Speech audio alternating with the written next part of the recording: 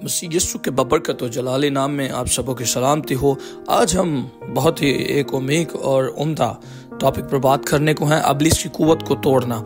अजीजों, जब हम इफिसियों के नाम पौलुस रसूल का खत उसका 6 बाब उसकी 12वीं आयत को पढ़ते हैं तो हम देखते हैं कि हमें खून और गोश्त से कुश्ती नहीं करना है, बल्कि हुकूमत वालों और इख्तियार वालों और इस दुनिया की तारीकी के हाकिमों और शरारत की उन रूहानी फौजों से जो आसमानी मकामों में हैं। आमीन।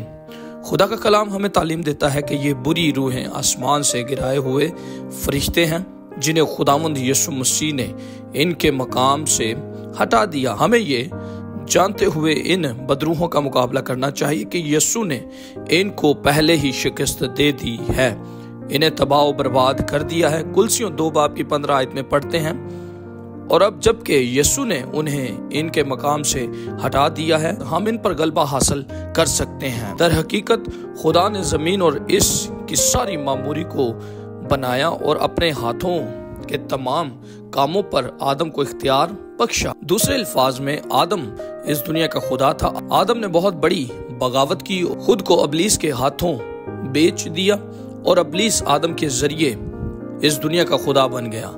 आदम के पास बगावत करने का इखलाकी हक नहीं था, लेकिन इसके पास ऐसा करने का कानूनी हक था। अब इब्लीस के पास यहाँ रहने और इस वक्त तक इस दुनिया का खुदा बने रहने का हक मौजूद है, जब तक कि आदम को जमीन पर सौंपे गए इख्तियार की मियाद पूरी नहीं हो जाती, जब तक हम नया मखलूक नहीं बन जाते और मसीह के बदन में शामिल नहीं हो जाते।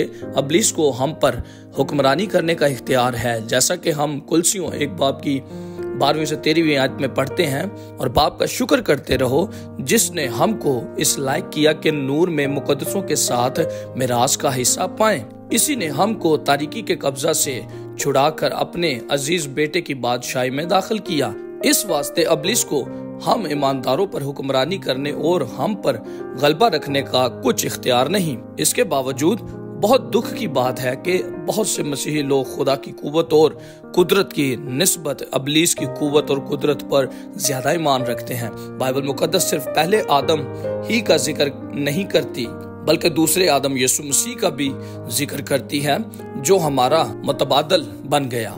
1 कुरिन्थियों 15 बाब की 45वीं आयत में पिछला आदम कहा गया है और 47वीं आयत में उसे दूसरा आदमी कहा गया है। यीशु ने जो कुछ किया वो हमारी खातर किया। हम मसीहियों की गलती ये है कि हम हर बात को मुस्तकबिल में मसीह की कायम होने वाली सल्तनत से जोड़ देते हैं। कलीसिया के बेशतर लोगों का ईमान है कि हम इब्लीस पर अपने रूहानी इख्तियार का इस्तेमाल 1000 साल बादशाहत में करेंगे।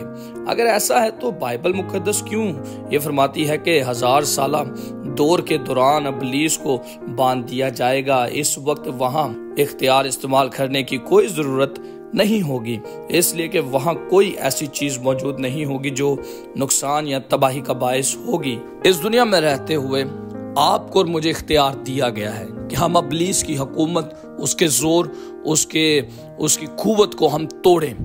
ये इख्तियार मसीह यीशु के वसीला से है।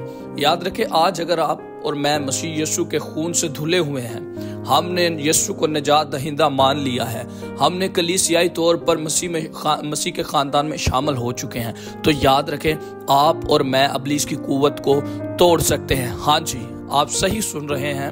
मैं आपको बता रहा हूँ, कलाम मुकद्दस बयान करता है, बस जाकर सब कौमों को शागिर्द बनाओ। याद रखें, आपको और मुझे इब्लीस का सामना करना है अपनी ताकत और कुव्वत से नहीं, बल्कि मसीह की कुदरत से हम उस पर गालिब आ सकते हैं और उसके जोर को तोड़ सकते हैं। खुदावंद आपको बरकत दे।